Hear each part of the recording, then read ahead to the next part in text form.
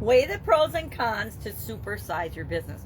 Sharon Horne-Ellstrom here with soap, a bar of soap that coincides with the framework that I teach. I've been teaching for about 3-4 years now on how to make sure that we get the best results for us. And then just a little troll that keeps my coffee warm. I put it on top of my coffee when I am getting ready in the morning. So my coffee is actually semi-hot when I go to drink it and actually make my video. So today we're talking about the idiom and the expression, weigh your pros and cons. And this has been around since the ancient Roman times, or it might be, they're not exactly sure where this idiom came from because it's an old idiom, but either ancient Roman times or Aristotle, the Greek philosopher, used it in his book Rhetoric, or a version of it, the Greek version of it. I will meat-axe the pronunciation, but it is, no, that was ancient Rome, never mind.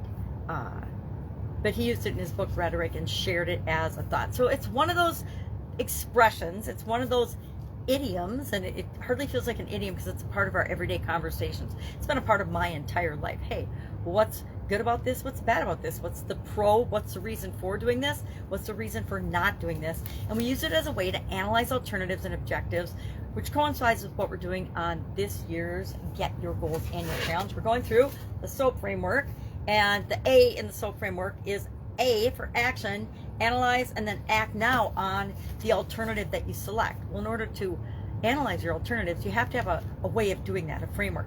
You can use something as simple as the plus or minus strategy my dad taught me when I was a little girl. Take a piece of paper, draw a line down the middle, put a plus on one side, minus on the other, and write down all the reasons you should do something or all the reasons you shouldn't do something, right?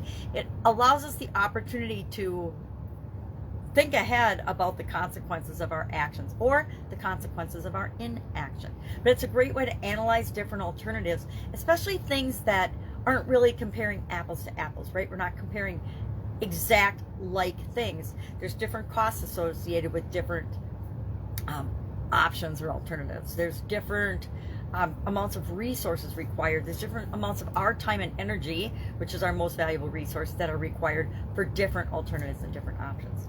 So today, our action item for the challenge is to have, we brainstorm 10 things, then we pick 3, and then of those 3, we're going to do at least 3 pros and 3 cons for each one of them.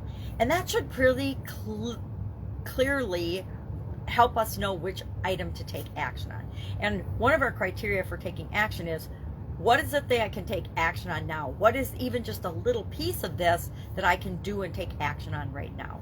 Because whenever we make a decision, whenever we make a choice, whenever we choose an option, the faster we act on it, the more likely we are to have success with that. At least that's been my experience. If I dawdle and I overanalyze and I don't take action, a lot of times I'll talk myself out of doing something that if I just would have done it in the first place or taken a step toward it in the first place, I would have known if it was the right thing for my business or myself at the time.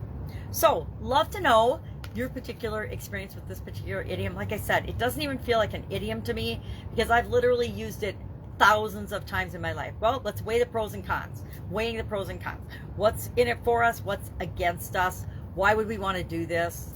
And what are the upsides and the downsides? Part of every SWOT analysis I've ever done, which I've done literally thousands of them. So that's it. If I can help you in any way, ask. Otherwise, weigh the pros and cons of, how about scaling and supersizing your business? Have you sat down and made a conscious decision to say, and I hope you have if you're in this group, yes, I'm going to grow and scale and supersize my business and change the world?